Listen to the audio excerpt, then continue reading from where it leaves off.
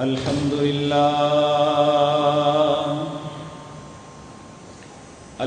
لله نحمده ونستعينه ونستغفره ونعوذ بالله من شرور أنفسنا ومن سيئات أعمالنا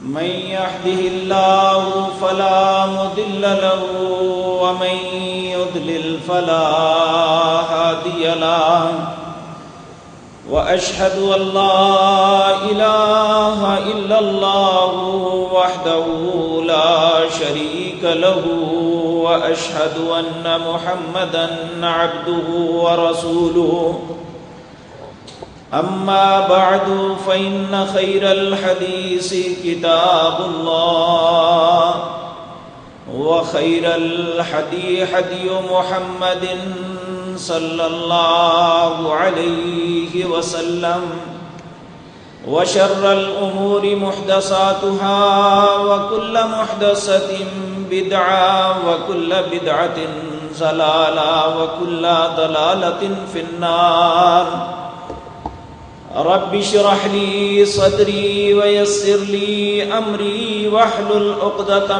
من لساني يفقهوا قولي اللهم انفعنا بما علمتنا وعلمنا ما ينفعنا وزدنا علما رب اوزعني أن أشكر نعمتك التي أنعمت علي وعلى والدي وأن أعمل صالحا ترضاه وأصلح لي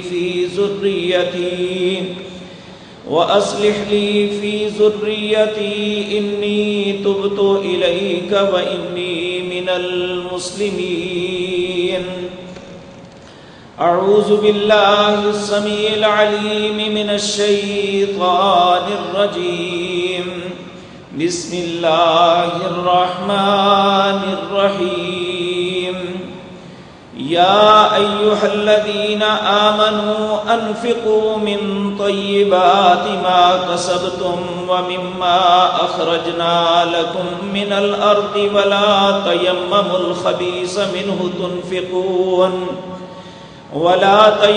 الخبيث منه تنفقون ولستم بآخذيه إلا أن تغمزوا فيه واعلموا أن الله غني حميد الشيطان يعدكم الفقر ويأمركم بالفحشاء والله يعدكم مغفرة منه وفضلا والله واسع عليم.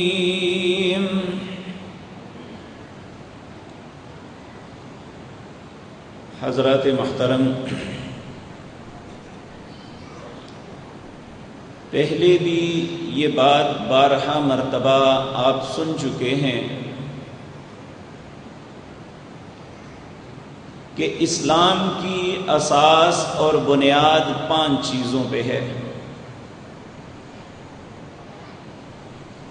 اور 5 کی 5 چیزیں عبادات سے متعلق ہیں، اور جتنی بھی عبادات ہیں سب کا تعلق 2 چیزوں سے ہے، انسان کے جسم سے اور اس کے مال سے۔ اللہ نے ان دونوں چیزوں کو عبادت کیوں قرار دیا؟ انسان کے اوپر اسے فریضہ بنا کے کیوں مسلط کیا؟ تو اس کے لیے ضروری ہے کہ ہم پہلے یہ بات سمجھ لیں، یہ جسم اور جان جسے میں اپنا کہتا ہوں، حقیقتاً یہ میرا نہیں ہے، اس کو پیدا کرنے والا بھی کوئی اور ہے، اس کو چلانے والا بھی کوئی اور ہے، اسے ختم کرنے والی بھی کوئی اور ذات ہے۔ جب میں اپنے آپ پیدا نہیں ہوا، جب میں اپنے بہاو پہ قائم نہیں رہ سکتا، جب میں اپنی مرضی کے مطابق زندگی نہیں گزار سکتا، تو پھر اس کا مطلب یہ ہے کہ ہمارے معاملات، ہماری زندگی، ہماری جان کا کنٹرول کسی اور کے ہاتھ میں ہے۔ اسی طرح ہمارا مال، جسے ہم اپنا کہتے ہیں، کبھی ہم نے اس بات کو سوچا ہے؟ ہم جو چاہیں کبھی ویسا ملا ہے؟ ہم میں سے کتنے لاکھوں کروڑوں نہیں اربوں انسان صبح سے شام تک اتنی محنت اور مشقت کرتے ہیں کہ جس طرح ضرب المثل بنی ہوئی ہے کہ خون اور پسینہ ایک ہو جاتا ہے، اس کے باوجود نہیں ملتا۔ اور کچھ ایسے ہیں جو کچھ بھی نہیں کرتے، بہت کچھ ہوتا ہے۔ تو یہاں بھی ہمیں سمجھ لینا چاہیے کہ یہ مال جو ہے، یہ بھی ہماری دانائی، عقل مندی، سیل مینی یا صنعت بنانے، ایجاد کرنے کی وجہ سے نہیں ہے، بلکہ اس کو دینے والا کوئی اور ہے۔ وہ کون ہے؟ ان اللہ هو الرزاق، رزق کو تقسیم کرنے والا اللہ ہے۔ ذو القوت المتین، اس کی کمانڈ اینڈ کنٹرول بھی اس کے ہاتھ میں ہے۔ ان اللہ یبسط الرزق لمن یشاء ویقدر، وہی تو ہے جو کسی کے رزق میں فراخی کر دیتا ہے، کسی کے رزق کو کھینچ لیتا ہے۔ تو اس کا مطلب یہ ہے،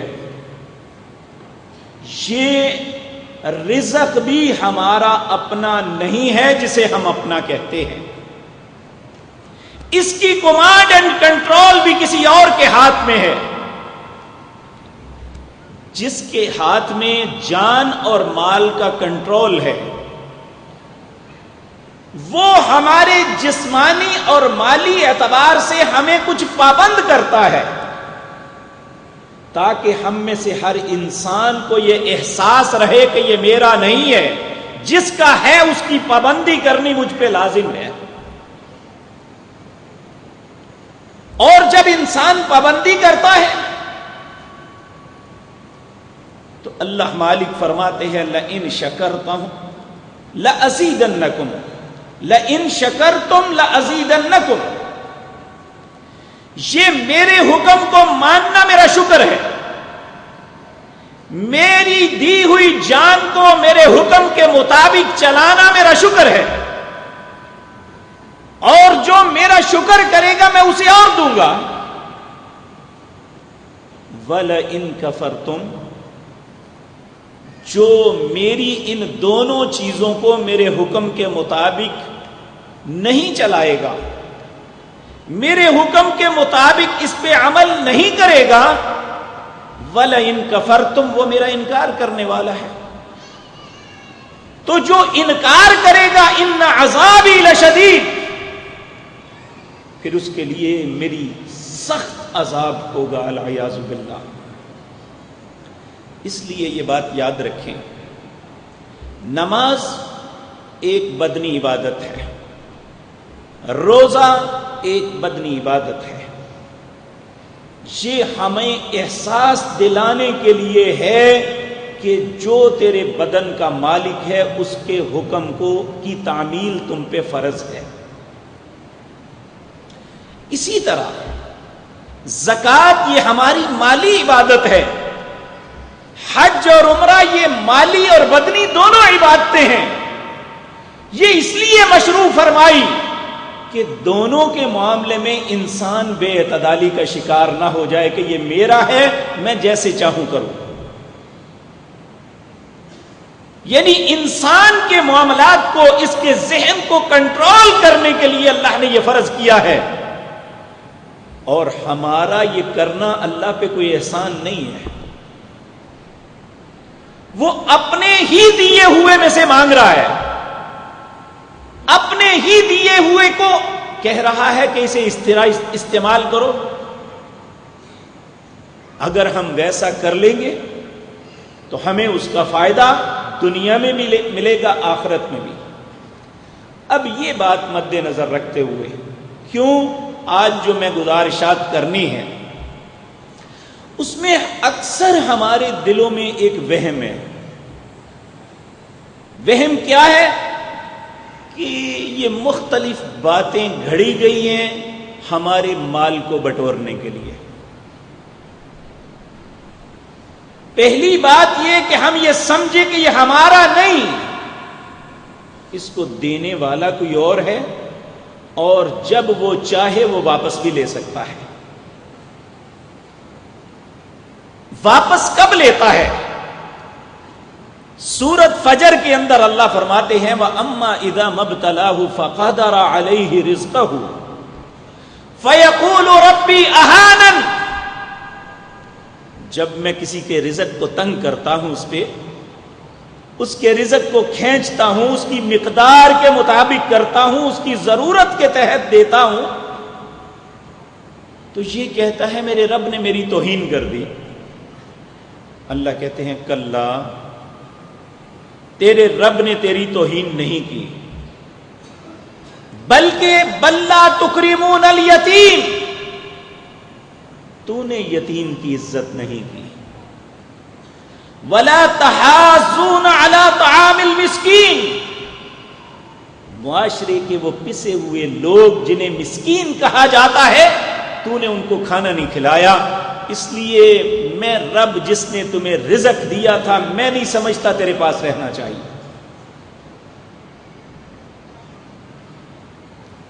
تو جب ہم اسے اللہ کے حکم کے مطابق صرف کریں گے، وہ مال ہے یا ہماری جان، تو پھر یقین جانیے ہماری زندگی میں راحت ہوگی، ہمارے مال میں اضافہ ہوگا.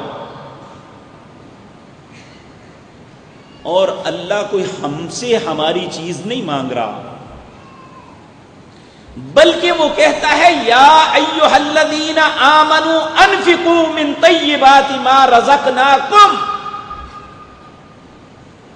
اے ایمان کے دعوے دارو، سورۃ بقرہ ہے، آیت نمبر 268 ہے. یا ایھا الذین آمنوا، اے لوگو جو ایمان لائے ہو، انفقوا خرچ کرو، من طیبات ان پاکیزہ چیزوں سے، ما کسبتم جو تم کماتے ہو.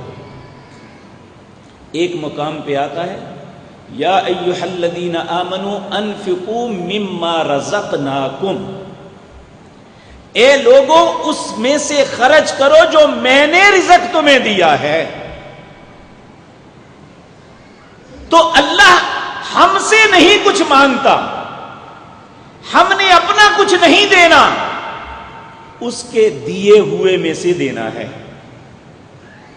اور وہ کوئی بہت بڑا تقاضا بھی نہیں کرتا.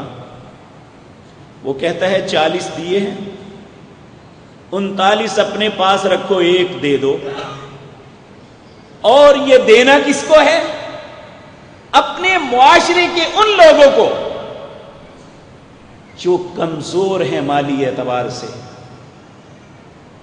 یہاں ایک بات عرض کر دوں، ہمارے سیاستدان، ہمارا میڈیا اس بات کو بہت ڈھنڈورا پیٹتے ہیں، غریب ہمیشہ غریب تر، امیر ہمیشہ امیر تر. یہ اللہ کا اصول ہی نہیں ہے. ہم نے اپنی زندگی میں کتنے لوگوں کو عروج کی بلندیوں پہ جاتا اور گرتے ہوئے دیکھا ہے. کتنے غرباء اور مساکین تھے جن کے ماں باپ 2 وقت 1 وقت کی روٹی کو ترستے تھے، ان کی اولادوں کو اربوں کا مالک بنا دیا گیا ہے. تو یہ تلک الایام نداولها بین الناس، لوگوں کے درمیان اللہ دنوں کو پھیرتا رہتا ہے. کیوں پھیرتا ہے؟ قرآن عزیز کے اندر اللہ نے فرمایا میں چاہتا تو سب کو برابر بناتا، سب کو سب کچھ دے دیتا، میرے خزانے میں کوئی کمی نہیں، لیکن اس کا نقصان کیا ہوتا کہ نظام دنیا کبھی نہ چل سکتا. جب کوئی انسان کسی کا پابند اور محتاج نہ ہوتا تو نظام کائنات کیسے چلتا ہے؟ اللہ فرماتے ہیں میں نے 2 وجہوں سے یہ کام کیا ہے. کچھ کو زیر نگی بنایا ہے، کچھ کو اوپر والا بنایا ہے.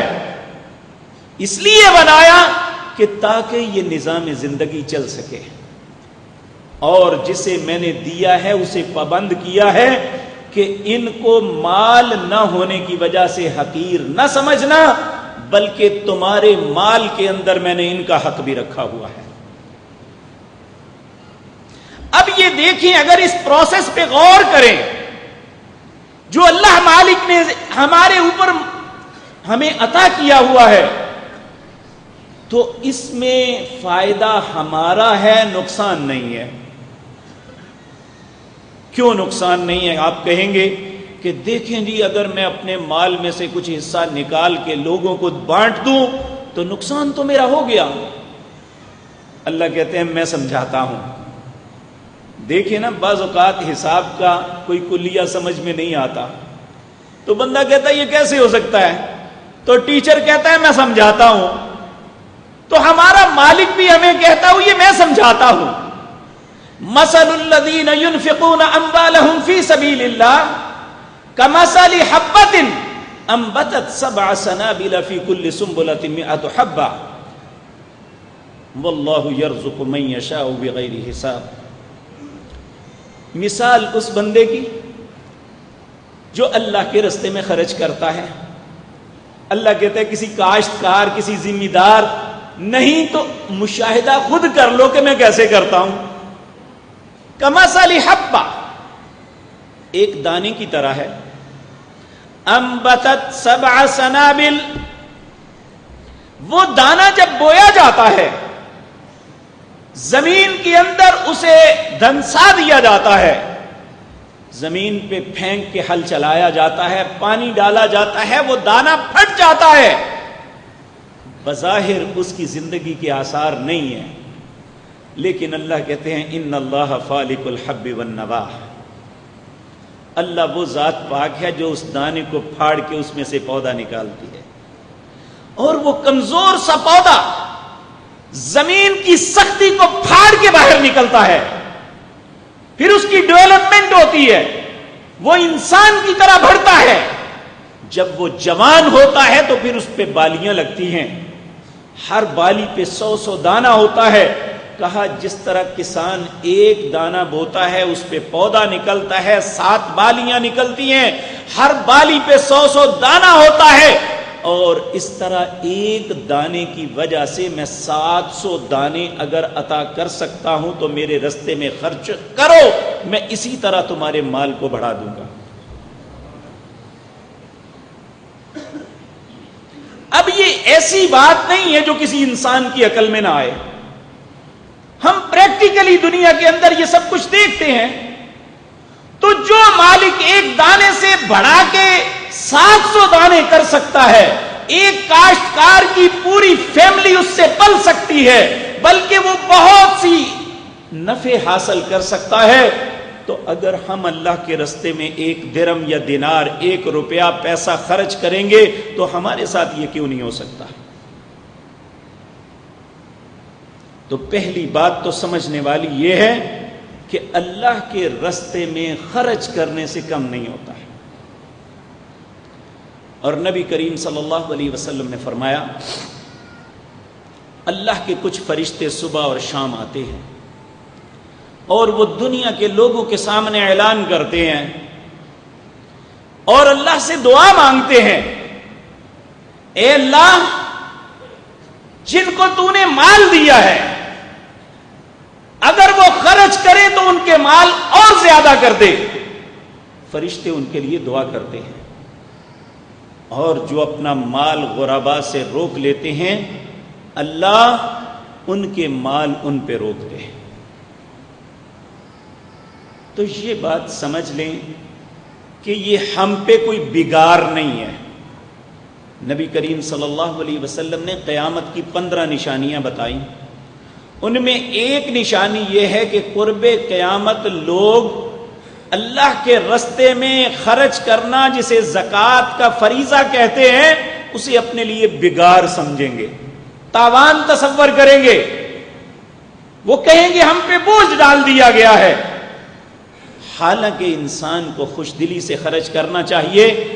یہ ایک ایسا پھل ہے جو بونے سے پتہ چلتا ہے کہ اس کا فائدہ کیا ملے گا۔ تو ہم دنیا کے دوسرے معاملات میں خرچ کرتے ہیں، لیکن یہاں آ کے کنجوسی کرتے ہیں۔ کیوں کرتے ہیں؟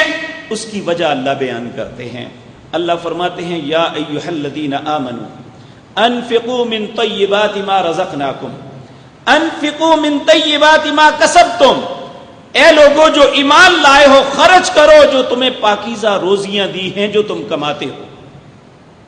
وَمِمَّا أَخْرَجْنَاكُم مِّنَ الْأَرْضِ، وہ زمیندار جو زمین میں کاشتکاری کر کے نکالتے ہیں اپنی اناج کو، کہ جو زمین سے نکالتے ہو اس میں اللہ کے راستے میں خرچ کرو۔ پھر فرمایا وَلَا تَيَمَّمُوا الْخَبِيثَ مِنْهُ تُنْفِقُونَ، غریب سمجھ کے ردی چیز نہ دے دینا، بلکہ اچھی چیز دینا۔ کیوں؟ یہ حقیقتاً بظاہر تو تم غریب کو، پسے ہوئے اپنے معاشرے کے فرد کو دے رہے ہو، لیکن اللہ کہتا ہے تم مجھے قرض دے رہے ہو۔ یہ جو پیسہ خرچ کیا ہے مجھ پہ قرض ہے۔ ان تقرضوا اللہ قرضا حسنا، لوگوں یہ اللہ کو قرض ہے اور اللہ اس قرض کو واپس لوٹائے گا۔ جب تمہیں واپس دے گا تو زیادہ کر کے دے گا، پورا پورا نہیں دے گا۔ ہمارے ہاں یہ قرض واپس مل جائے تو ہم اس کا احسان سمجھتے ہیں کہ اس نے ہمارا لیا ہوا دے دیا ہے، لیکن اللہ کہتا ہے جو مجھے دو گے میں بڑھا کے واپس دوں گا۔ تو یہ ساری باتیں ایک دانا اور عقل مند انسان کے لیے نصیحت ہے، عبرت ہے، سوچ ہے کہ اللہ ہم سے کوئی بگاڑ نہیں لیتے، بلکہ ہمارے مال کو پاک کرنے کے لیے اور بڑھانے کے لیے یہ فریضہ مقرر کیا ہے۔ زکوٰۃ کو زکوٰۃ کہتے ہی اسی لیے ہیں کہ زکوٰۃ کا معنی ہے کسی چیز کو صاف پاک کر دینا۔ جب انسان اپنے مال میں سے زکوٰۃ دیتا ہے تو اس کا دوسرا مال پاک اور صاف ہو جاتا ہے۔ اللہ نے قرآن عزیز کے اندر فرمایا اپنے نبی کو، خذ من اموالہم صدقۃ تطہرہم وتزکیہم، اے میرے نبی ان سے صدقات کو لو، خذ من اموالہم، ان کے مالوں کو پکڑو، صدقۃ جو صدقے کے ہیں، تطہرہم انہیں پاک کر دو، اور پھر ان کے لیے دعا کرو، تمہاری دعا ان کے دلوں کے سکون کا سبب بنے گی۔ تو یہ ایک معنی زکوٰۃ کا یہ ہے کہ ہم یہ زکوٰۃ اس لیے دیتے ہیں تاکہ ہمارا دوسرا مال صاف ہو جائے۔ ایک ہے زکوٰۃ کا معنی بڑھوتری، کسی چیز کو بڑھانا۔ زکوٰۃ دینے سے اللہ مالک کا وعدہ ہے کہ میں تمہارے مال میں اور زیادتی کروں گا، اسے اور دوں گا۔ تو یہ بات سمجھ لینی چاہیے کہ اسلام کا ایک ستون جس کا نام زکوٰۃ ہے، یہ ہمارے اوپر کوئی بگاڑ نہیں ہے، اللہ ہم سے کوئی چھیننا نہیں چاہتا، بلکہ ایک سوچ کے ساتھ ہم یہ کام کریں۔ اگر اللہ نہ کرے کہ میرے پاس سب کچھ ہے، میں اسے روک لیتا ہوں، یہ سوچ لوں اگر میں اس جگہ ہوتا جن کے پاس کچھ نہیں ہے اور لوگوں کے پاس یہ سب کچھ ہوتا تو مجھے کوئی نہ دیتا تو میری کیا کیفیت ہوتی؟ اور یاد رکھیں جب اللہ دیتا ہے تب بھی پتہ نہیں چلتا، جب چھینتا ہے تب بھی پتہ نہیں چلتا. ایک لمحے میں پوری زندگی کی محنت کو غارت کر دیتا ہے. اس مالک کے انتقام سے ہمیں ڈرنا چاہیے. وہ اللہ ہمیں کہتا ہے جو میں نے تمہیں دیا ہے اس میں سے کچھ میرے رستے میں خرچ کر دو، اور اس کے رستے میں خرچ کرنے کا نام زکوٰۃ ہے. یہ اسلام کے جو 5 ستون ہیں ان میں ایک اہم ستون ہے. نبی کریم صلی اللہ علیہ وسلم آپ جب بھی کسی کفار کے ساتھ لڑائی کے لیے میدانوں میں بھیجتے، آپ کہتے تب تک ان کے ساتھ لڑنا جب تک وہ 3 کام نہ کر لیں، کلمہ پڑھ لیں، نماز ادا کریں، زکوٰۃ دے دیں، تو پھر انہیں چھوڑ دو. ان کا اندر کا معاملہ کیا ہے یہ اللہ جانے اور وہ جانے. جو 3 کام کر لے وہ مسلمان ہے، اس پہ ہاتھ مت اٹھاؤ. اور جب اگر تینوں میں سے کسی بات کا انکار کرے تو اس سے لڑائی کرو. نبی کریم صلی اللہ علیہ وسلم جب اس دار فانی کو چھوڑ کے دار بقا کی طرف چلے گئے تو بہت سے لوگوں نے زکوٰۃ دینے سے انکار کر دیا. حضرت ابوبکر صدیق رضی اللہ تعالی عنہ نے فیصلہ کیا کہ ان کے خلاف لڑنا ہے. یہ اسلام کے صریح حکم کو چھوڑ رہے ہیں. سیدنا عمر جیسے دلیر آدمی نے بھی مشورہ دیا کہ فتنے بہت سے سر اٹھا چکے ہیں. ایک طرف مرتد لوگ ہو رہے ہیں، ایک طرف داعی نبوت مسلمہ کذاب نے سر اٹھا لیا، اور کہیں کوئی فتنہ اٹھا. آپ زکوٰۃ کے معاملے کو ذرا رہنے دیجئے، بعد میں کر لیں گے. آپ نے فرمایا عمر تم سارے میرا ساتھ چھوڑ دو، لوگ میری بوٹیوں کو نوچ کھائیں، جب تک ایک رسی جو رسول اللہ کے زمانے میں لوگ دیتے تھے میں نہ لے لوں میں ان سے لڑتا رہوں گا. حضرت عمر رضی اللہ تعالیٰ عنہ کہتے ہیں مجھے اسی وقت احساس ہوا کہ مجھ سے غلطی ہوئی ہے، ابو بکر حق پہ ہیں. تو میرے عزیز بھائیوں، اسلام کا ماٹو، اسلام نظر ہی ان تینوں چیزوں سے آتا ہے. جس کے اندر ان تینوں میں سے ایک نہ ہوئی اس کا اسلام کے ساتھ کوئی تعلق نہیں ہے. ایک کلمہ طیبہ ہے، نماز کی ادائیگی، اور اگر اللہ نے مال دیا ہے تو اس میں سے خرچ کرنا زکوٰۃ. اگر خدا نخواستہ ایک آدمی سرکشی کرتا ہے، کہتا ہے میں نہیں دیتا، جاؤ جس کا جو بگاڑنا ہے بگاڑ لو، اللہ کہتے ہیں پھر میری بات سن لو. والذین یکنزون الذهب والفضة ولا ينفقون في سبيل الله فبشرهم بعذاب أليم يوم يحمى عليها في نار جهنم فتكوى بها جباههم وجنوبهم وظهورهم هذا ما كنزتم لأنفسكم فذوقوا ما كنتم تكنزون. اللہ کہتے ہیں والذین یکنزون الذهب والفضة، جو سونا اور چاندی اکٹھی تو کرتا ہے، اس کا خزانہ بناتا ہے، اس پہ خوش ہوتا ہے، ولا ينفقون فی سبیل اللہ، اللہ کے رستے میں خرچ نہیں کرتا، پھر اسے بتا دو، میرا پیغام دے دو. کیا پیغام ہے؟ فبشرہم، انہیں خوشخبری دے دو. اللہ کس بات کی خوشخبری؟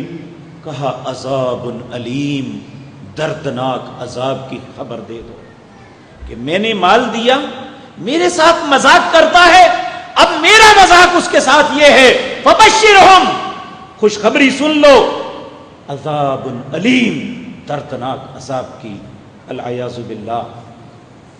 کہا یوم یحمى علیہا فی نار جہنم، جہنم میں جب انہیں پھینکا جائے گا ان کے مال کی تختیاں بنائی جائیں گی، ان تختیوں کو جہنم کی آگ میں سرخ کیا جائے گا. فَتُكْوَى بِهَا جِبَاهُهُمْ وَجُنُوبُهُمْ وَظُهُورُهُمْ، ان کی پیشانیوں کو، ان کی سائیڈوں اور پشتوں کو داغا جائے گا اس سے، اور کہا جائے گا ھذا ما کنزتم، یہ وہ ہے جو اکٹھا کیا ہوا تھا، اللہ کے راستے میں خرچ نہیں کیا تھا. ھذا ما کنزتم فذوقوا ما کنتم تکنزون، اب تم چکھو اس کا مزہ جو تم نے اکٹھا کر کے سنبھالا تھا، غرباء کا حق انہیں نہیں دیا تھا. اس لیے میرے عزیز بھائیوں، یاد رکھیں، میرا اور آپ کا کلیش ہو جائے، ممکن ہے آپ میرا وہ کچھ نہ بگاڑ سکیں، میں پھر بھی بچ جاؤں، بے شک آپ تعداد میں بہت بھی زیادہ ہوں، لیکن اگر بحیثیت انسان ہم نے اللہ سے کلیش لے لیا تو ہمارے بچنے کی کوئی امید نہیں ہے. تو جب ہم یہ بیسیکلی اللہ کے حکم کو نہ ماننا، اس کے ساتھ کھلی جنگ کی دعوت ہے. اسے کہنا ہے جو تیرے من میں ہوتا ہے کر لے. تو جب وہ کرنے پہ آئے گا تو پھر وہ کہے گا فذوقوا ما کنتم تکنزون، اب چکھو جو کچھ اکٹھا کرتے تھے. اب یہ بات ہماری سمجھ میں آ جانی چاہیے کہ یہ ہمارے اوپر بیگار نہیں، ہمارے مال کی بقا کے لیے ضروری ہے، ہمارے مال کی بڑھوتری کے لیے ضروری ہے، اور ہم پہ جو اللہ نے مال کا فریضہ عائد کیا ہے، ہمیں وہ فریضہ ہر صورت غرباء کو دینا ہے. اب سوال یہ پیدا ہوتا ہے کہ زکوٰۃ کس پہ فرض ہوتی ہے، کون انسان زکوٰۃ دے گا، اور دوسری بات کس کو دے گا. میرے عزیز بھائیوں، نبی کریم صلی اللہ علیہ وسلم نے ایک معیار مقرر کیا ہے، جب تک اس معیار پہ انسان نہ پہنچے اللہ اس سے خرچ کرنے کا تقاضا نہیں کرتے، اس پہ فریضہ عائد نہیں ہوتا. وہ کیا ہے؟ اگر انسان اس کے پاس نقود ہے، نقدی ہے، اس زمانے میں نقدی سونے اور چاندی کے سکے ہوتے تھے. چاندی کے سکے کا نام درہم تھا، سونے کے سکے کا نام دینار تھا. اگر انسان کے پاس درہم ہے تو 200 درہم سے کم مال پہ زکوٰۃ نہیں ہے، اور اگر اس کے پاس سونا ہے تو 20 دینار سے کم پہ زکوٰۃ نہیں ہے. اور 200 درہم اور 20 دینار دونوں ایکول تھے، برابر تھے اس زمانے میں. اگر ایک بندہ چینج لینا چاہے تو اس کے پاس 20 دینار ہیں تو 200 درہم اسے ملیں گے. اگر 200 درہم سے بڑی کرنسی لینا چاہتا ہے تو اسے 20 دینار ملیں گے. لیکن اب یہ فرق بہت زیادہ ہو گیا ہے، چاندی کی قیمت کم ہے، سونا بہت اوپر چلا گیا. تو اب معیار سونا ہوگا، کیونکہ چاندی کی قیمت ایک چھابڑی فروش کے پاس اتنے پیسے ہوتا ہے جو مشکل سے اپنا دن کا گزارا کرتا ہے، اس سے تو قدرت کبھی نہیں مانگے گی. جمہور علماء کا موقف یہی ہے کہ آج معیار چاندی نہیں ہے، سونا ہے. اور 20 دینار 7.5 تولے سونا بنتا ہے. 46,400 روپے کل کا ریٹ تھا. اس اعتبار سے 3,50,000 روپے جس بندے کے پاس سال پورا ہے یا اس سے زائد تو اس پہ زکوٰۃ ہوگی. اگر 3,50 سے کم اس کے اثاثے ہیں تو اس پہ زکوٰۃ نہیں ہوگی. تو اس میں کیا کس کس پہ زکوٰۃ آنی ہے؟ ایک وہ مال، دیکھیں ہم آج ہماری نقدی جو ہے، نقود جو ہے، یہ کاغذ میں آ گئے ہیں. یہ اسی سونے چاندی کے قائم مقام ہیں. یہ پیسے دے کے ہم سونا لے سکتے ہیں،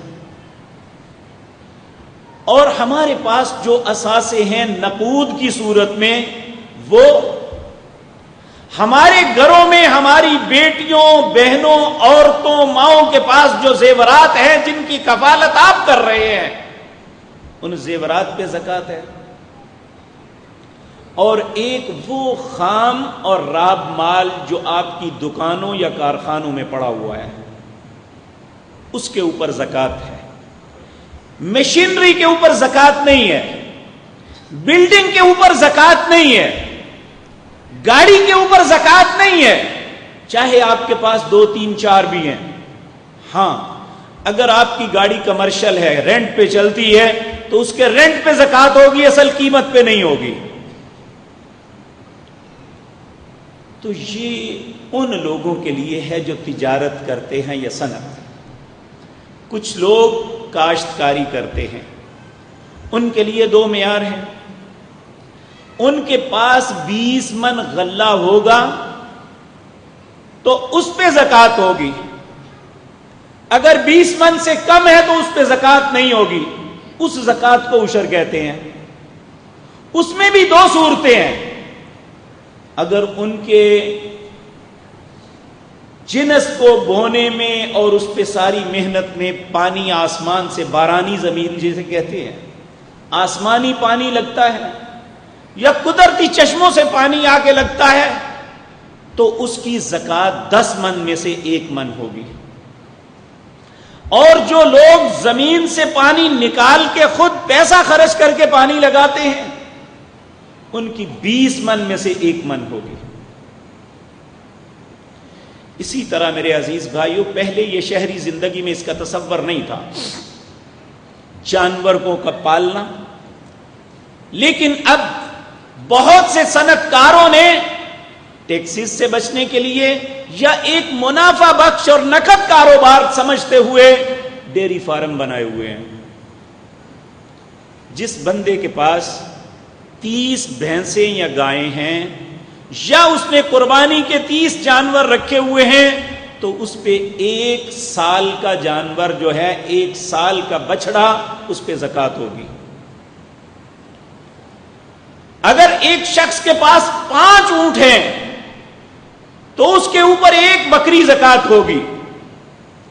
اگر ایک شخص نے 40 بکریاں پالی ہوئی ہیں تو 40 میں سے 39 اس کے پاس 1 ان کی زکات ہوگی. اور اسی طرح اگر آپ کو کوئی مدفون خزانہ ملتا ہے تو مدفون خزانے کے اوپر 5% زکات ہوگی, کیونکہ وہ سارے کا سارا قدرتی طور پہ آپ کو ملا ہے. تو یہ زکات کا فریضہ ہے جو اللہ نے مقرر کیا ہے. اب اگلا سوال یہ ہے کہ زکات دینی کنہیں ہے. قرآن عزیز سورۃ توبہ اس کی آیت نمبر 60, اللہ نے 8 مدیں مقرر کی ہیں جن کو زکات دی جا سکتی ہے. سب سے پہلی مد, انما الصدقات للفقراء, تمہارے صدقات زکات کے حقدار ہیں فقیر. اب فقیر کون ہے؟ قرآن اس کی تشریح خود کرتا ہے. للفقراء الذین احصروا فی سبیل اللہ لا يستطيعون ضربا في الارض يحسبهم الجاهل اغنياء من التعفف تعرفهم بسیماهم لا يسألون الناس الحافا. ہمارے ذہنوں میں کانسیپٹ, تصور یہ ہے کہ فقیر یہ دروازے پہ مانگنے والے ہیں, یہ گداگر پیشہ ور لوگ ہیں, ان میں 99% جھوٹ بولتے ہیں اور فراڈ کر کے یہ سارا کچھ کرتے ہیں. چند دن پہلے ہمارے نمازی ہیں, کہتے ہیں میرے دروازے پہ ایک بچہ بالبلا کے رو رہا تھا. میں نے کہا کیا بات ہے؟ باہر سے میں آیا, پوچھا کیا بات ہے؟ کہنے لگا میرے بابا کی طبیعت بڑی خراب ہے, اگر انہیں دوائی نہ لے کے دی تو مر جائیں گے. یہ لفظ کہہ رہا ہے. کہنے لگے میرے دل میں بڑا آیا. میں نے کہا کہاں سے آئے ہو؟ جی میں گرجاک سے آیا ہوں. کہنے لگے میں نے اسے گاڑی میں بٹھایا تو کہا میرا بھی پہلا گھر گرجاک میں ہی تھا, چلو چلتے ہیں, اگر اس کی ضرورت ہے تو وہ پوری کر دیتے ہیں. کہتے ہیں وہاں گیا, جب میں گاڑی سے اترا تو کچھ میرے واقف کار 1-2 بندے کھڑے تھے, مجھے مل گئے. میں ان سے سلام دعا لی, 2-3 منٹ حال احوال پوچھا تو پیچھے دیکھا وہ بچہ نہیں ہے. اور عموماً اتنی درد بھری کہانی سناتے ہیں یہ لوگ, لیکن اس کی حقیقت کچھ بھی نہیں ہوتی. اللہ نے فقیر جنہیں کہا ہے اس کا تذکرہ سورۃ بقرہ 3 پارے کے اندر کہا, للفقراء الذین احصروا فی سبیل اللہ، فقیر وہ ہیں جو اللہ کے رستے میں قید کر دیے جائیں، ان کا محاصرہ کر دیا جائے، جس طرح برما کے لوگ ہیں، جس طرح مقبوضہ کشمیر کے لوگ ہیں، جس طرح شام کے مظلوم ہیں، جس طرح عراق کے اہل سنت ہیں، جس طرح ایران کے اندر اہواز میں اہل سنت ہیں، ان پہ دنیا بھر کا ظلم دین کی وجہ سے کیا جا رہا ہے، اصل میں فقیر یہ لوگ ہیں۔ اسی طرح اگر یہاں پہ بھی دین کے نام، دین کی تبلیغ، دین کے معاملے میں کوئی شخص قید کر دیا جاتا ہے ناجائز، تو وہ بھی فقیر کے زمرے میں آتا ہے۔ احصروا فی سبیل اللہ۔ دوسرا فقیر وہ ہے لا یستطیعون ضربا فی الارض، زمین میں مارنے کی قوت نہیں رکھتے، یعنی محنت مشقت نہیں کر سکتے، معذور ہیں، اندھا ہے، لنگڑا ہے، لولا ہے، اپاہج ہے، یا اس کو کوئی ایسی بیماری لاحق ہے کہ ہم نے نظر آتا ہے یہ نہیں کر سکتا، لا یستطیعون ضربا فی الارض، یہ فقیر ہے۔ یحسبهم الجاہل اغنیاء، جو بندہ انہیں جانتا نہیں ہے وہ سمجھتا ہے کہ یہ سفید پوش اچھا بلا ہے۔ لا یسالون الناس الحافا، اللہ کہتے ہیں جو فقیر ہیں وہ کبھی چمٹ کے نہیں مانگتے، جو شخص چمٹ کے مانگتا ہے سمجھ لیجئے وہ گداگر ہے اور پیشہ ور آدمی ہے، وہ فقیر نہیں ہے، کیونکہ قرآن نے یہ اصول بتایا ہے، لا یستطیعون ضربا فی الارض یحسبهم الجاہل اغنیاء من التعفف تعرفهم بسیماهم لا یسألون الناس الحافا، وہ چمٹ کے نہیں مانگتے۔ اب یہ پہلی مد ہے جن کو زکوٰۃ دینی ضروری ہے، اور خصوصاً یہاں ہمیں سب سے پہلی ہم اپنے رشتہ داروں میں دیکھیں۔ عموماً دوست پوچھتے ہیں کیا رشتہ داروں کو بھی زکوٰۃ لگ جاتی ہے؟ میرے پیارے بھائیو، سکے بھائی کو بھی زکوٰۃ لگتی ہے اگر وہ حقدار ہے، اور سب سے پہلا اس کا حق ہے۔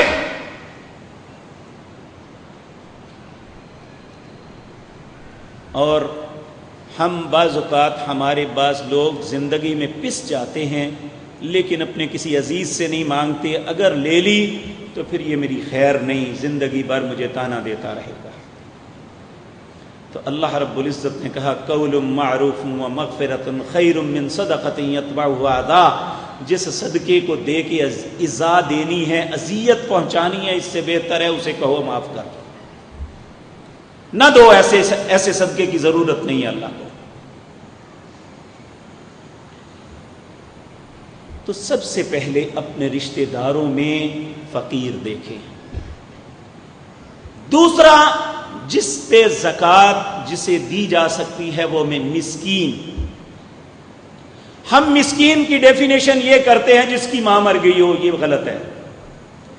مسکین اس شخص کو کہتے ہیں جو مزدوری کرتا ہے لیکن اسے اتنی اجرت نہیں ملتی کہ وہ اپنے گھر والوں کی اچھے طریقے سے کفالت کر سکے، ایسے شخص کو مسکین کہتے ہیں۔ یہ دوسرا ہے جسے ہم زکوٰۃ دے سکتے ہیں۔ تیسرا والعاملین، وہ لوگ جو اسلامی حکومت میں عامل ہیں، بیوروکریٹس ہیں، سرکاری ملازم ہیں، ان کو زکوٰۃ کی مد میں سے تنخواہ دی جا سکتی ہے اور ان پہ اس کا کوئی گناہ نہیں ہے۔ والمؤلفۃ قلوبہم، ایسے غیر مسلمان جن کا دل مائل ہے اسلام کی طرف سے، آپ کی تھوڑی سی محنت یا تھوڑی سی مدد کی وجہ سے وہ مسلمان ہو سکتے ہیں۔ جو عیسائی، یہودی یا کوئی بھی غیر مسلمان اپنے مذہب پہ سٹرک ہے اسے زکوٰۃ نہیں دی جا سکتی۔ وفی الرقاب، گردن آزاد کروانا۔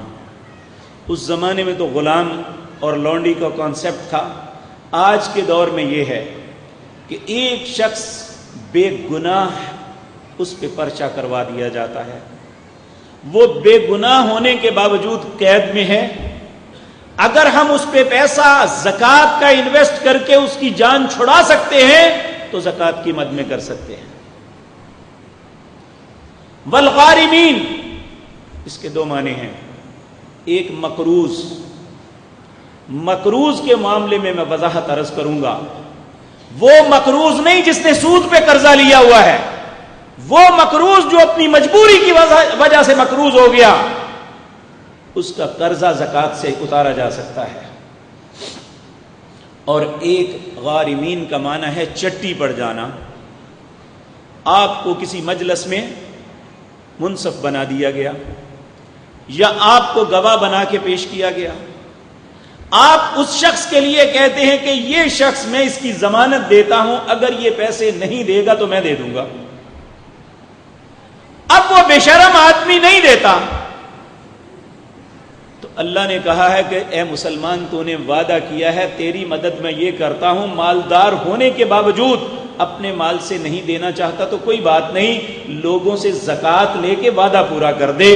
میری طرف سے تیری مدد یہ ہے کہ زکوٰۃ لے لے. جو وعدہ کیا ہے اسے پورا کرو.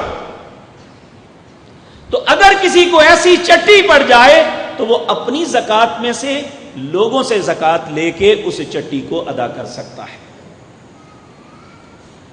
فی سبیل اللہ، اللہ کے راستے میں. اس کا سب سے اہم جز تو جہاد ہے. اس کے بعد جتنے بھی معاملات جن باتوں سے اللہ کے کلمے کو بلند کرنا مقصد ہے، اس میں سے زکوٰۃ کے پیسہ خرچ کیا جاتا ہے. وابن السبیل، رستے کا بیٹا. عرب میں یہ ضرب المثل ہے، مسافر کو وابن السبیل کہتے ہیں، یہ رستے کا بیٹا. حالانکہ رستہ باپ تو نہیں ہے نا. مسافر کو یہ بات کہی جاتی ہے. مسافر مالدار بھی ہے، اگر اس کے پاس توشہ ختم ہو گیا ہے تو اس کو زکوٰۃ دی جا سکتی ہے. یہ 8 مدیں ہیں. میرے عزیز بھائیوں، ہم اکثر زکوٰۃ دیتے وقت یہ سوچتے ہیں بس دے دو، جو آیا ہے دے دو بس.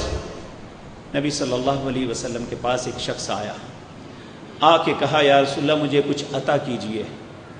آپ نے اسے کہا نہ اس معاملے میں اللہ نے میری مانی ہے نہ کسی اور نبی کی. اللہ نے خود اس کی مدیں مقرر کی ہیں، اگر تم ان میں آتے ہوگے تو ضرور دوں گا، اگر نہیں تو میں معذرت. تو اس لیے جس طرح ہم نماز بڑی تحقیق سے، احتیاط سے وضو کرتے ہیں، احتیاط سے نماز پڑھتے ہیں، اسی طرح زکوٰۃ کے معاملے میں بھی احتیاط کیجیے. اسے پھینکنا نہیں چاہیے، اپنے گلے سے اتارنا نہیں چاہیے، بلکہ حقدار تک حق پہنچانا. جس طرح زکوٰۃ دینا فرض ہے، اسی طرح حقدار تک حق پہنچانا بھی فرض ہے. اور میں پھر عرض کروں گا، سب سے پہلے حقدار آپ کے قریبی رشتہ دار ہیں. آپ کی وہ بیٹی جس کی شادی ہو چکی ہے، وہ کرائسس کا شکار ہے، تو باپ اپنی اس بیٹی کو بھی دے سکتا ہے. باپ کے وہ بیٹے جو اس کی کفالت سے نکل چکے ہیں، اگر ان کے ساتھ بھی معاملہ ایسا ہو گیا ہے تو باپ ان کو زکوٰۃ دے سکتا ہے. اگر کسی بھائی کا بھائی یا کسی بھائی کی بہن کسی کرائسس کا شکار ہے تو وہ اسے زکوٰۃ دے سکتا ہے. بلکہ یاد رکھیں، آپ کسی عام مسلمان کو دیں گے تو 1 اجر ملے گا، آپ اپنے رشتہ دار کو دیں گے تو 2 اجر ملیں گے. ایک قرابت داری کا اور دوسرا جو اللہ کے راستے میں خرچ کر رہے ہیں. تو اس لیے سب سے پہلے آپ کے اپنے حقدار ہیں. آپ اپنے ارد گرد ماحول میں دیکھیں. پھر ہم یہ ایک سوال کرتے ہیں عموماً لوگ، کیا زکوٰۃ بتا کے دینی چاہیے؟ بعض علماء اس کے متعلق بڑی سختی کرتے ہیں. میرے عزیز بھائیوں، کوئی ضرورت نہیں آپ ویسے جا کے دے دیں، بھائی یہ اپنے کام میں لاؤ. جب آپ کہیں گے میں تمہیں زکوٰۃ دے رہا ہوں، اس کی انا مر جائے گی. وہ بیچارہ سوچتا رہے گا میں نے لے لی تو کل رشتہ داروں میں بیٹھوں گا کیسے. اگر اس نے کہہ دیا وہاں پہ یہ بلکہ ہم کہتے ہیں ساڈیاں زکاتاں تے پلن والے آئی ساڈے کے گلاں کرتے ہیں. میرے بھائی یہ جو زکات ہم دیتے ہیں یہ ہماری نہیں ہے، یہ ان کی تھی جن کو دے دی. تو دینے والے کا احسان کوئی نہیں، اس نے اپنے اوپر سے ایک بوجھ اتارا ہے. اس لیے یہ سوچ بالکل غلط ہے کہ ہماری زکات سے فلاں پلا ہے. وہ اللہ کے مال سے پلا ہے اور ہمارے مال میں سے اللہ نے اس کا حق رکھا ہوا تھا، ہم نے اس کو وہ حق دیا ہے. ہمارا کیا ہے؟ پھر ہم پیسے دے کے چاہتے یہ ہیں کہ ہماری مرضی کے مطابق صرف کریں. جب دے دیے ملکیت اس کی ہو گئی تو ہماری مرضی کہاں رہ جاتی ہے؟ وہاں ہماری مرضی ختم. دیکھیں آپ سے ایک بندہ چیز خریدتا ہے، گاڑی خریدی ہے، آپ نے جو اس کی قیمت مانگی ہے اسے دے دی، وہ گاڑی لے کے چلا جائے تو اب آپ پہ اوپر کو یہ حق ہے کہ اسے کہو ایسے نہیں ایسے چلانا، یا فلاں جگہ پہ نہیں فلاں جگہ پہ جانا، کہہ سکتے ہیں آپ؟ تو یہ جو کچھ دیا ہے یہ تو اللہ کا حق تھا جو دے دیا، تو اب ہماری مرضی کہاں رہی؟ اب تو جس کا ہے وہ جیسے مرضی خرچ کرے، اگر غلط کرے گا تو وہ اللہ کو جواب دے گا، صحیح کرے گا تو اپنے لیے اچھا کرے گا. اس لیے میرے پیارے بھائیوں ہمیں یہ بڑی خوش دلی سے سارے معاملات کرنے چاہیے. اور یقین مانیے آپ تجربہ کر کے دیکھ لیں، کچھ دوست ہماری یہ کہتے ہیں کہ ہمارے کاروبار کا طرز یہ ہے کہ ہم اپنا مال گن نہیں سکتے. میرے بھائیو جس طرح ممکن ہے ایک ایک چیز کو گنیں. دو فائدے ہوں گے. ایک تو سالانہ رپورٹ آپ کے کاروبار کی آپ کے پاس آئے گی کہ میں نے کیا کیا ہے سارے سال میں. دوسرا یہ کہ ایک ایک پائی کا حساب اللہ کا حق نکل جائے گا. کوئی ضرورت نہیں پڑی اللہ کو زیادہ لینے کی، بلکہ نبی صلی اللہ علیہ وسلم جب کسی عمل کو بھیجتے تو اسے حکمن کہتے کسی کا اچھا مال نہیں لینا، نہ ردی نہ اچھا، جو مناسب ہے وہ لینا ہے. بلکہ ایک واقعہ یاد آ گیا، نبی صلی اللہ علیہ وسلم نے ایک عامل کو بھیجا، آپ خود بھی ساتھ تھے، کہا وہ فلاں ڈیرے پہ جاؤ ان سے زکوٰۃ لے آؤ. اس ڈیرے پہ گئے، حساب کیا گیا 2 سال کی اونٹنی بنتی تھی. اس نے 5 سال کی اونٹنی جس کے پیٹ میں بچہ تھا، جو پوری جوبن پہ ہوتی ہے، صحیح قیمت جس کی ہوتی ہے، اس نے کہا یہ لے جاؤ. عامل کہتا ہے میں نے تو نہیں لینی. کہتا ہے میں اپنی مرضی سے دے رہا ہوں. کہنے لگا تیری بنتی نہیں ہے.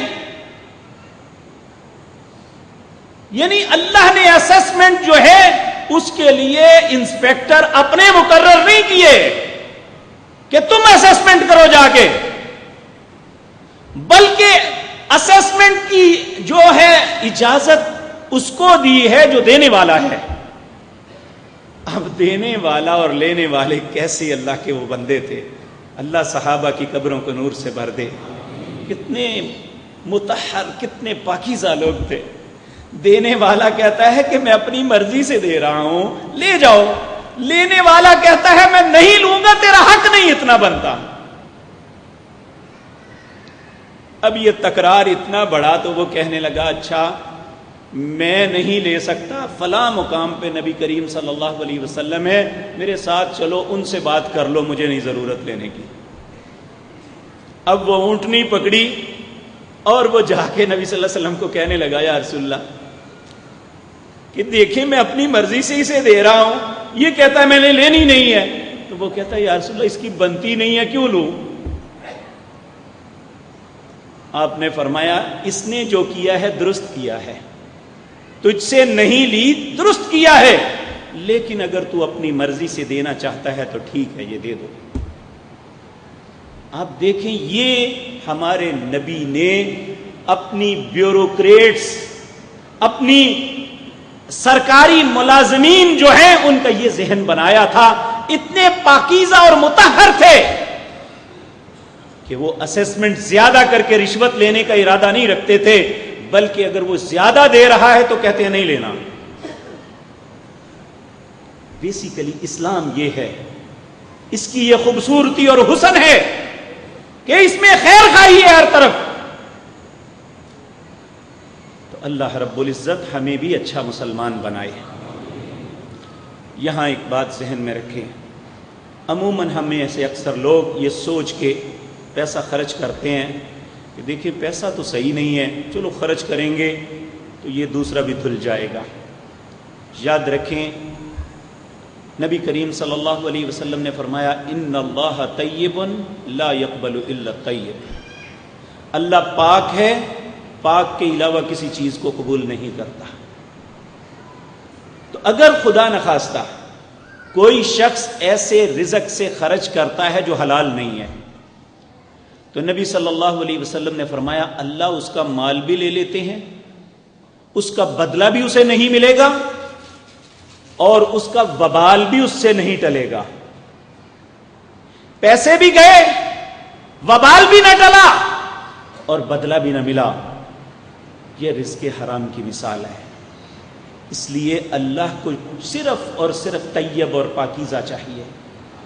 تو میرے بھائیوں، کل قیامت کے دن ہم بھی جب اللہ کی بارگاہ میں جائیں گے، اللہ ہمیں بھی طیب اور پاک دیکھنا چاہتا ہے۔ اللہ ہمیں مالی اعتبار سے، جانی اعتبار سے، ذہنی اعتبار سے پاکیزہ بنا دے۔ اقول قولی ھذا واستغفر اللہ۔ ان الحمد للہ نحمده ونستعینه ونستغفره ونعوذ باللہ من شرور انفسنا ومن سیئات اعمالنا من يهده الله فلا مضل له ومن يضلل فلا هادي له واشهد ان لا اله الا الله وحده لا شريك له واشهد ان محمدا عبده ورسوله اللهم صل على محمد وعلى آل محمد كما صليت على إبراهيم وعلى آل إبراهيم إنك حميد مجيد اللهم بارك على محمد وعلى آل محمد كما باركت على إبراهيم وعلى آل إبراهيم إنك حميد مجيد۔ کچھ بھائیوں بہنوں نے اپنے بیماروں کا تذکرہ کیا ہے، فردن فردن نام تو نہیں لے سکتا، اللہ سے دعا ہے اللہ سب بیماروں کو شفائے کاملہ عاجلہ عطا فرمائے۔ کچھ لوگوں نے اپنے لیے اولاد کی اللہ سے دعا کی درخواست کی ہے، اللہ مالک ہر بے اولاد کو اولاد کی نعمت سے نوازے۔ جس کے پاس بیٹے نہیں ہیں اللہ انہیں بیٹے عطا فرمائے۔ ایک بھائی نے کہا ہے کہ رمضان کے مہینے میں اگر ہم سے کوئی گناہ سرزد ہو جائے تو اس کی معافی ہے کیا؟ اس سے روزہ رہتا ہے کہ ٹوٹ جاتا ہے؟ کیا اس کا کوئی کفارہ ہے؟ میرے بھائی، جب تک گناہ کی کیفیت معلوم نہ ہو میں کچھ بھی عرض نہیں کر سکتا، لیکن یہ بات یاد رکھیں کہ گناہ کوئی بھی ہے اس کی معافی ہے اللہ کے پاس، لیکن اس کے لیے شرط ہے کہ وَلَمْ يُصِرُّوا عَلَى مَا فَعَلُوا، جس گناہ کی اللہ سے معافی مانگ رہے ہیں اسے ہمیشہ کے لیے ترک کر دیں، دوبارہ اس کا اعادہ نہ کریں، تو پھر معافی ممکن ہے۔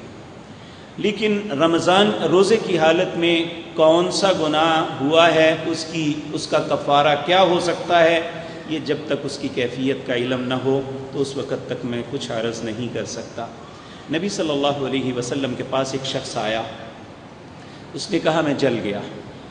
کیا ہوا؟ کہنے لگا جی میں نے روزے کی حالت میں اپنی بیوی کے ساتھ مجامعت کر لی۔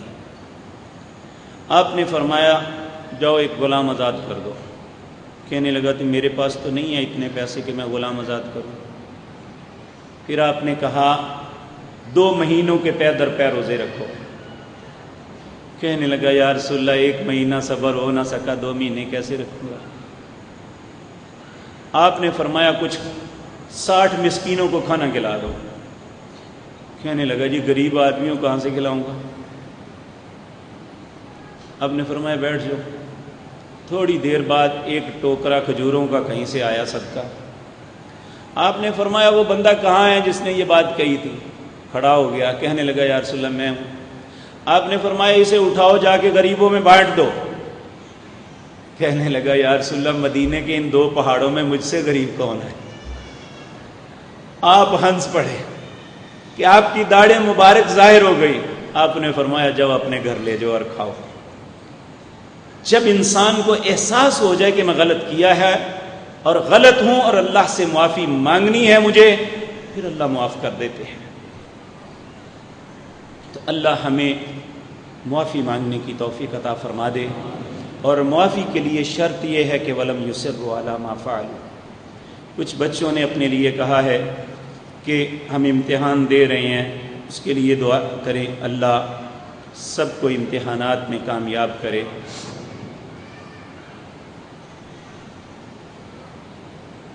ایک بھائی نے کہا کہ میرا ایک دوست جو تبلیغ کے لیے آزاد کشمیر گیا تھا، وہاں پھسل کر دریا میں گر گیا، تلاش جاری ہے لیکن اس کا ابھی تک پتہ نہیں چلا۔ اللہ مالک سے دعا ہے اللہ اسے زندگی عطا فرمائے۔ تو اگر خدا نخواستہ اللہ کا فیصلہ آ چکا تو اس کی میت گھر والے دیکھ لیں تاکہ انہیں سکون مل جائے، اللہ مالک اسے معاف فرمائے۔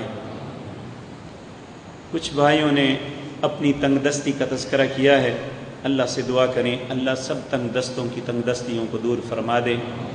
ایک بھائی نے کہا ہے کہ ڈاکٹر عافیہ صدیقی کے لیے دعا فرمائے اللہ تعالیٰ ان پہ رحم فرمائے اور ظالموں کے ظلم سے آزاد کر دے، آمین یا رب العالمین۔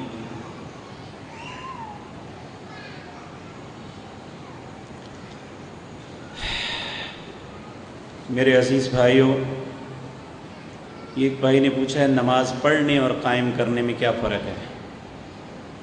نماز قائم کرنا یہ ہے کہ نماز کو اس کے وقت پہ ادا کیا جائے، رسول اللہ صلی اللہ علیہ وسلم کے طریقے کے مطابق ادا کیا جائے۔ نماز کا سب سے بڑا حق ہے کہ خشوع اور خضوع کے ساتھ پڑھی جائے، یہ اس کا قائم کرنا ہے۔ یہ جو بعض لوگ اپنی جہالت اور کم علمی کی وجہ سے کہتے ہیں اللہ نے نماز پڑھنے کا حکم نہیں دیا، قائم کرنے کا ہے، یہ اگلا سٹیپ ہے۔ پڑھیں گے تو قائم ہوگی، اگر پڑھیں گے نہیں تو قائم کیسے ہوگی؟ اس لیے بعض لوگوں کی ذہن کی ٹبری لوز ہو جاتی ہے، وہ قرآن کے معنی کو اپنے مطلب کے مطابق پہنانے کی کوشش کرتے ہیں، جس سے انسان کو ذلت ملتی ہے، عزت نہیں۔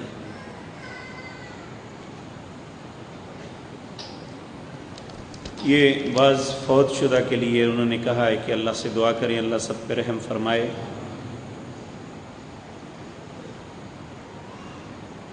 ایک بھائی نے توجہ دلائی ہے، یہ بڑی اہم بات ہے، میں آپ سے عرض کر دوں، ایک بار پہلے بھی گزارش کر چکا ہوں، 10-11 بجے آنے والوں کا کیا قصور ہوتا ہے کہ لیٹ آنے والے سب کو پھلانگ کر آگے آتے ہیں، جلدی آنے والوں کے چہروں کے آگے بیٹھ جاتے ہیں۔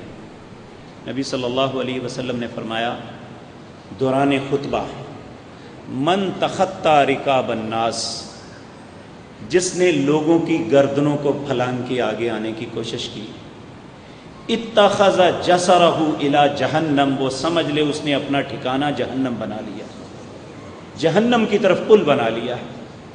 اس لیے جو بھائی بعد میں تشریف لاتے ہیں جہاں انہیں جگہ ملے وہیں پہ تشریف رکھے۔ اسی طرح نبی صلی اللہ علیہ وسلم نے فرمایا جب تم آؤ تو 2 بندوں کو بیٹھے ہوئے نہ پھاڑو، جو شخص 2 بندوں کو نہیں پھاڑتا، یعنی درمیان میں آ کے گھس کے نہیں بیٹھتا اور کسی سے بات نہیں کرتا، امام کی بات غور سے سنتا ہے پھر نماز پڑھتا ہے، اس کے اس جمعے سے آئندہ تک اور 3 دن اور 10 دن کے گناہ معاف ہو جاتے ہیں۔ لیکن اس کے لیے شرط ہے ہم یہ کام نہ کریں۔ اس لیے میں اپنے عزیز بھائیوں سے اللہ آپ کے شوق کو اور دوبالا کرے، لیکن آپ یہ دیکھیں کہ جو لوگ پہلے آئے ہیں ان کا پہلا ہی حق ہے۔ نبی صلی اللہ علیہ وسلم چونکہ اللہ کے نبی تھے، سب سے بڑے اور عظیم تھے، آپ خطبے کے اندر ایسے بندے کو جھڑک دیا کرتے تھے کہ بیٹھ جاؤ۔ ایسا ایک مرتبہ ہوا کہ ایک شخص پھلانگتا ہوا آ رہا تو آپ نے سخت ناراضگی کے انداز میں کہا بیٹھ جاؤ۔ کہتے ہیں وہ ایسے بیٹھا جیسے وہ تھا ہی نہیں۔ اس لیے بحیثیت مسلمان ہمیں ان باتوں سے اجتناب کرنا چاہیے۔